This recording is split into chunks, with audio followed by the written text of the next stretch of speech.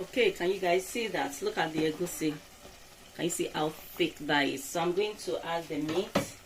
This is my goat meat and shaki.